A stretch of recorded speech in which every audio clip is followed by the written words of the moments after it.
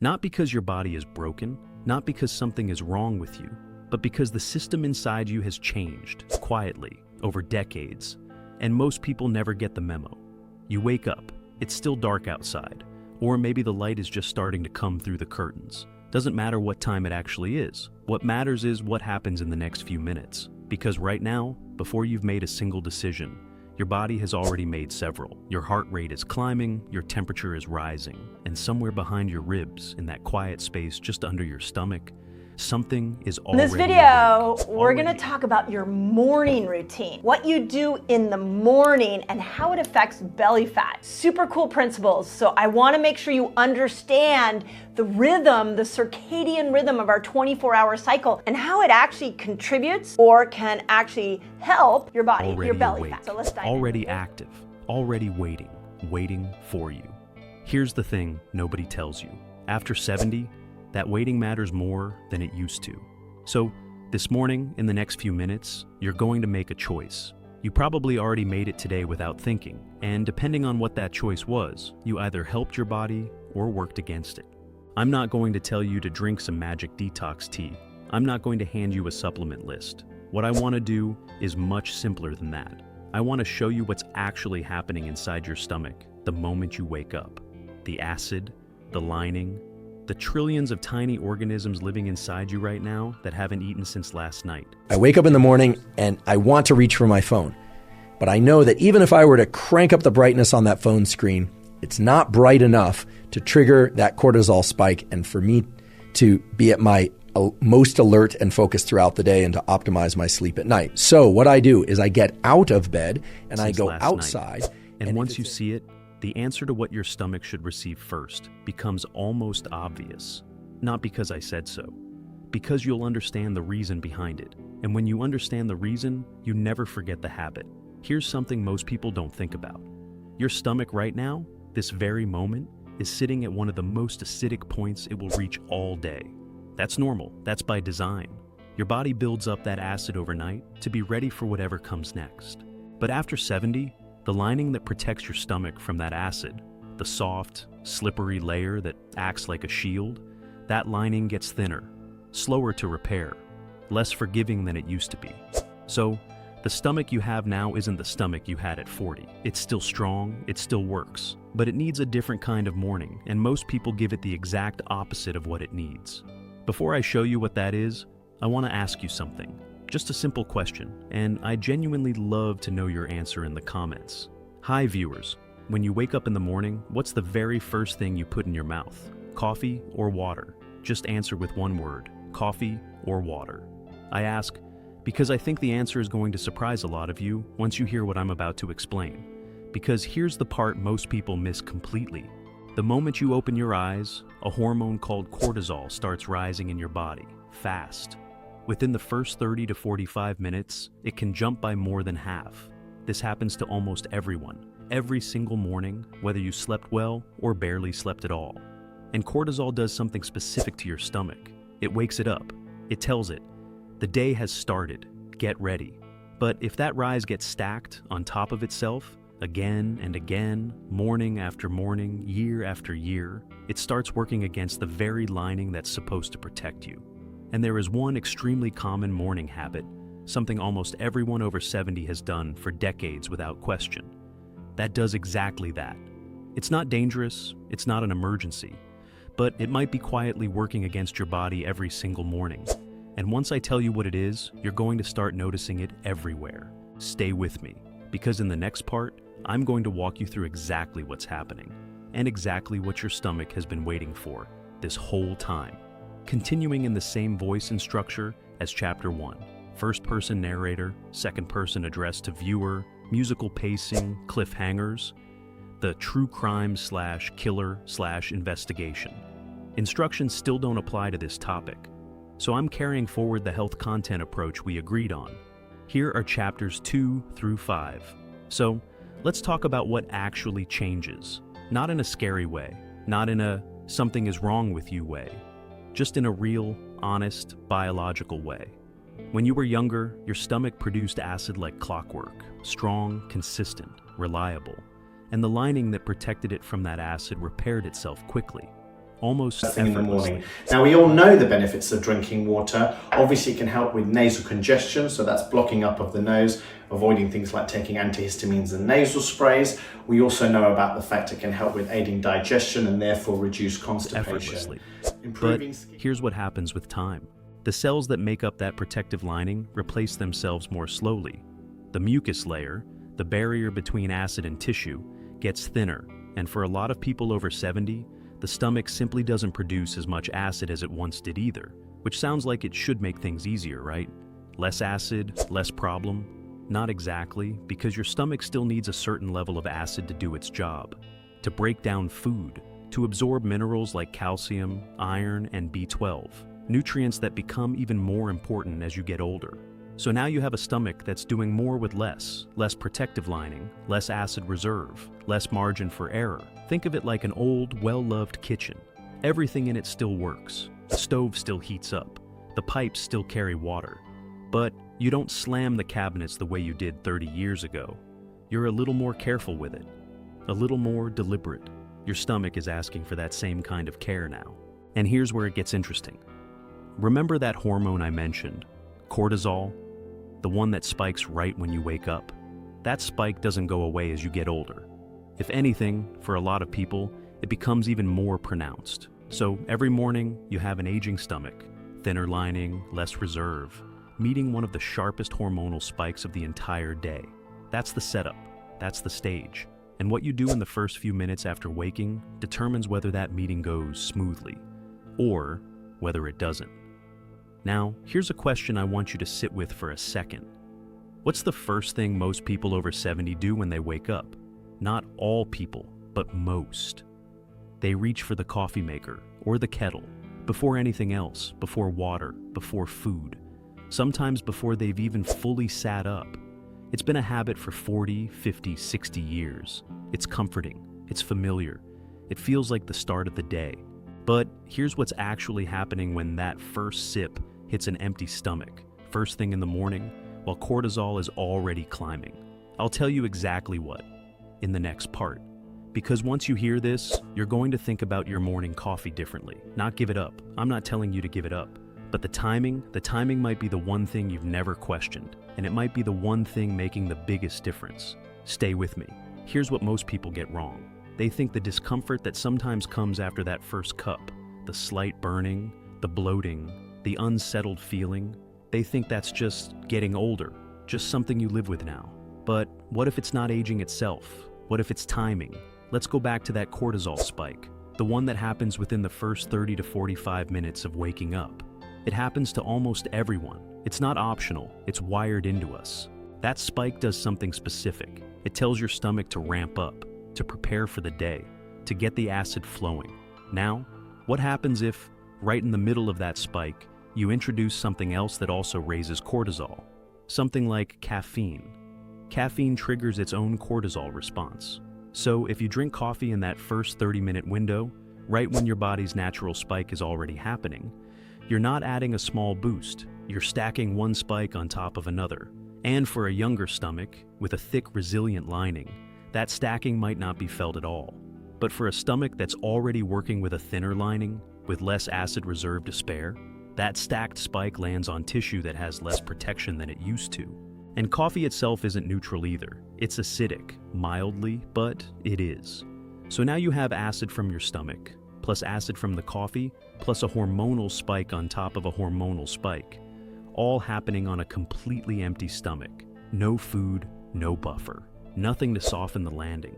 This is the part that surprises people the most. It's not that coffee is bad. It's not that you need to quit it. I want to be really clear about that, because I know how much that morning cup means to people. It's the order, it's the timing, it's what comes first. And for most people over 70, what comes first, for 50, 60 years, has always been the same thing. Coffee first, before anything else. Here's a question worth asking yourself. If your stomach could talk, if it could tell you what it actually needed in those first few minutes after waking, do you think it would ask for coffee? Or do you think it would ask for something else first? Something simple, something it's been quietly waiting for, every single morning for years without ever getting it? There's one thing, one simple thing, already sitting in your kitchen right now that changes this entire picture. It doesn't cost anything. It takes about 3 minutes, and it works with your body instead of against it. I'm going to tell you exactly what it is, but first, I want you to think about this. Tomorrow morning, before you do anything else, before the kettle, before the coffee maker, before you even reach for your phone, what if the very first thing your stomach received was something completely different? What would that feel like? Let's find out. The answer is with other products. So I normally start my day with hot water, but also adding a slice of lemon in, a tiny bit of turmeric powder, as well as a tiny bit of manuka honey. Now, all three of these products we'll be talking about in various videos, but what I've found is starting my morning like that can actually be very good and a calming effect when I start my day. And you will find actually, if you don't take that water after taking it for a long period of time, it can actually feel like it's a disruption in the day and almost like a meditation or a routine. Having it first thing in the morning can be really beneficial. I know. After everything I just walked you through, the cortisol, the acid, the lining, the timing, the answer is something this simple. But simple doesn't mean small, not when it comes to what's actually happening inside your body. Here's what 1 glass of warm or room temperature water does, first thing in the morning, before anything else touches your stomach. First, it dilutes that concentrated layer of acid that's built up overnight. Not removes it, your body still needs that acid. But it softens the intensity of it, right at the moment your stomach lining is most exposed. Second, it stimulates your stomach to produce fresh mucus. Remember that protective lining we talked about? The one that gets thinner with age? Water actually encourages your body to replenish it, right then, right at the start of the day. Third, and this one matters more after 70 than almost any other time in life, it kickstarts something called peristalsis. Those are the gentle wave-like muscle movements that move everything through your digestive system.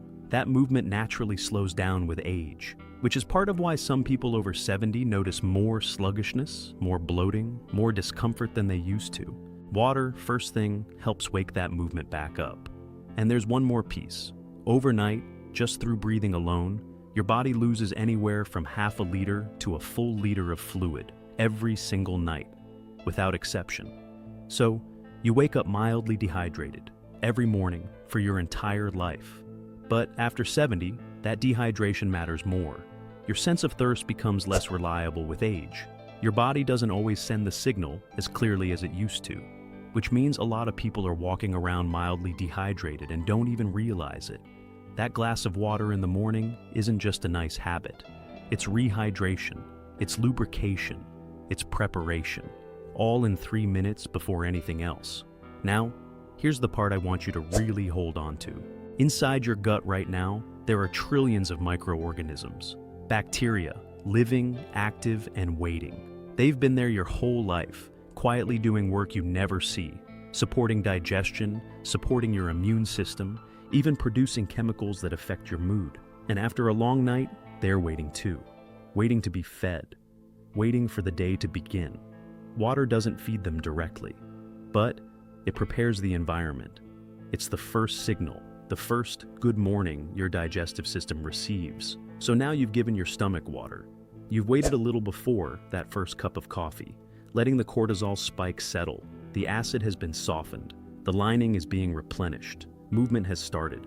What comes next? Because water is step one, but there's a second decision, one that most people over 70 also get backwards. And it has to do with what and when you eat. That part might matter even more than the water did. Let's get into it. So here's the full picture. Here's how it all fits together. You wake up. Before the coffee, before the phone, before anything else, 1 to 2 glasses of water. Warm if you can. It takes 3 minutes and it gives your stomach exactly what it's been waiting for all night. Then, give it a little time. 30 minutes if you can manage it. Just a short window. Let that natural cortisol spike do its job without anything stacked on top of it. When you do have your coffee, try having it with food or after food, rather than on a completely empty stomach. The food acts like a buffer. It softens the impact. And speaking of food, eat within the first 1 to 2 hours of waking. Not immediately. Not at noon either. Somewhere in between, while your digestive system is naturally primed and ready. When you do eat, think simple. A little fiber, a little protein, oats, eggs, yogurt. Nothing complicated, nothing expensive.